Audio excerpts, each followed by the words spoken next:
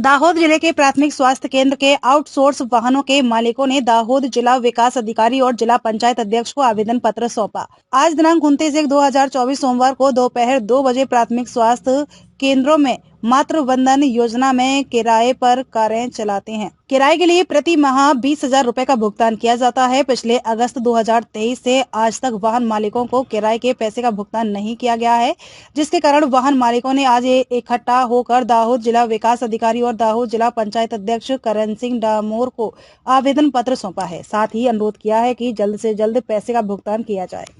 हमारे पेमेंट बाबतनी रजूआत लઈને આવ્યા છે।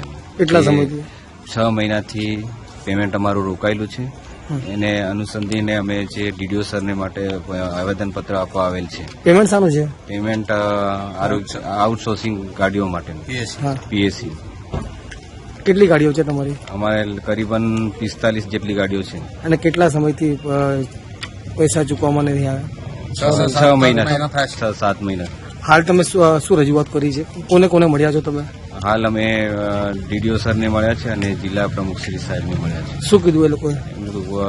તમારી સમસ્યાનો હલ કરી આપીશું થોડા સમયમાં।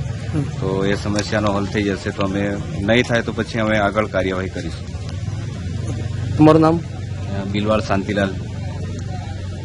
અમે ડીડીઓ સાહેબને અને આપણે પ્રમુખ સાહેબને હા, શું રજૂઆતો કરી?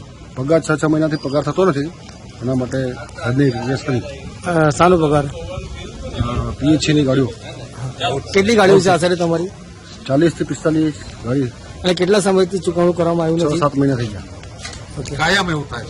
કાયમ આ પ્રોબ્લેમ રહે છે પગારને। કોઈ વ્યવહાર તહેવાર અમારો પગાર થતો નથી। તમારું નામ? કુંવર નિલેશભાઈ પ્રતાપભાઈ।